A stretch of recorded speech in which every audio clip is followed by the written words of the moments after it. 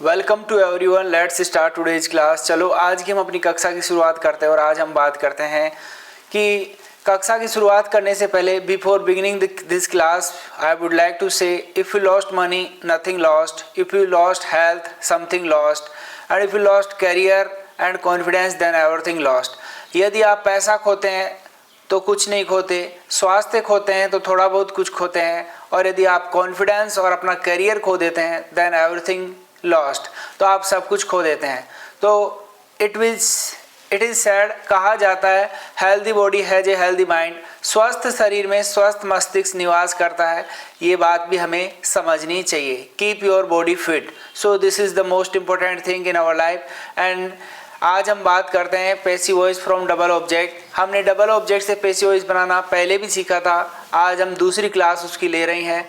और दूसरी क्लास में आज हम बात करने वाले हैं कि कैसे कौन सी वर्ब हैं जिनके साथ फोर प्रीपोजिशन का प्रयोग होता है। देखो, सबसे पहले आपके सामने क्वेश्चन आ रहा होगा कि सर डबल ऑब्जेक्ट है, एक इनडायरेक्ट ऑब्जेक्ट है और एक डायरेक्ट ऑब्जेक्ट है, अब हम इसे कैसे पहचाने, हाउ टू आइडेंटिफाई दिस। इसको पहचानने का सीधा सा तरीका है। देखो, यदि आपको पहचानना है कौन सा डायरेक्ट है कौन सा इनडायरेक्ट है, तो जो पहले वाला है ये तो है इनडायरेक्ट, मतलब जो पर्सन के लिए यूज होता है, और जो वस्तु के लिए जो यूज होता है उसे हम कहेंगे डायरेक्ट ऑब्जेक्ट। कौन सा ऑब्जेक्ट? Direct object.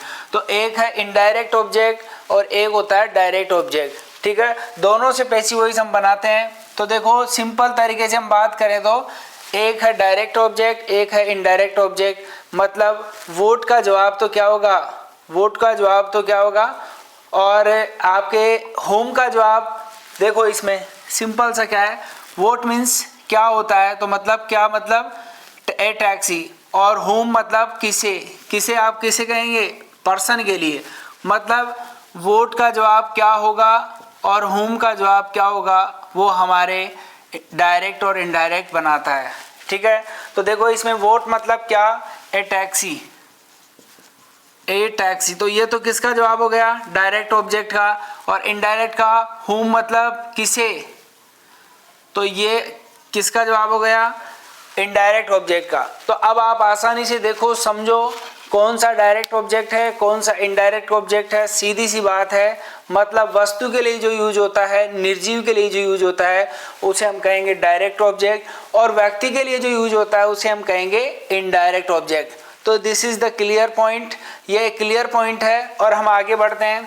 ये वो वर्ब्स हैं, देखो इधर देखेंगे ध्यान से, कुछ verbs passive voice from double object, कुछ वर्ब्स जैसे बाई मीन्स होता है खरीदना, buy bought bought, bring means लाना, ब्रिंग मतलब लाना, bring brought brought, call means पुकारना, कॉल करना।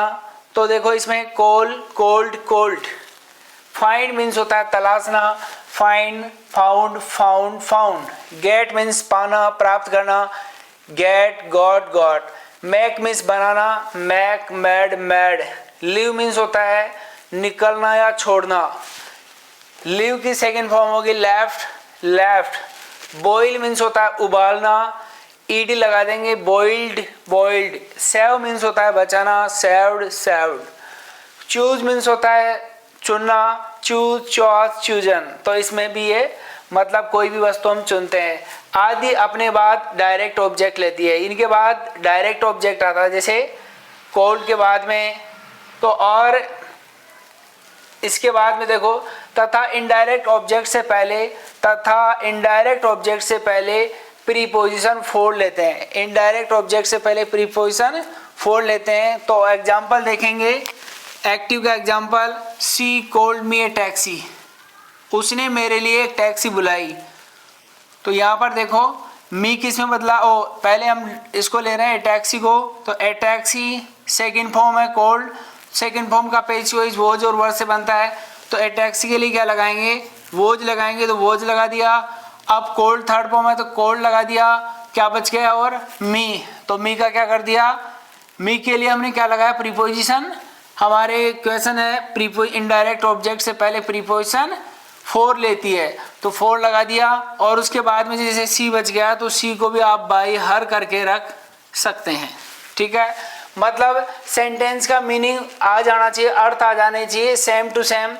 अब इसी को अपन जैसे ये लिख दें ए टैक्सी वाज कॉल्ड, जैसे I was called a taxi, I was called a taxi, तो सेंटेंस का मीनिंग अस्पष्ट हो जाएगा, द्विअर्थी हो जाएगा, जिसको आप एम्बिगुअस मीनिंग भी कहते हैं। मतलब दो अर्थ इसके अंदर आ जाते हैं कि उसने मुझे टैक्सी पुकारा, तो this is the wrong way. आप इस तरीके से बनाएंगे a taxi was called for me, मेरे लिए टैक्सी बुलाई गई, बाय हर, उसके द्वारा। नेक्स्ट क्वेश्चन देखो, I asked him a question, तो इसमें देखो सेकंड फॉर्म है, सेकंड फॉर्म है तो पहले हिम इधर है तो हिम को इधर लाएंगे तो क्या बन जाएगा, ही बन जाएगा।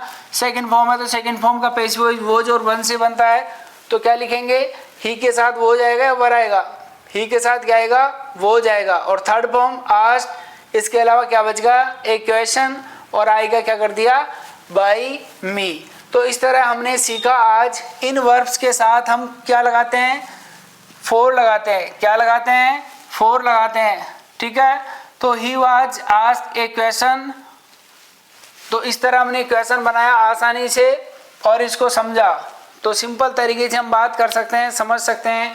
We will meet again, have a nice day.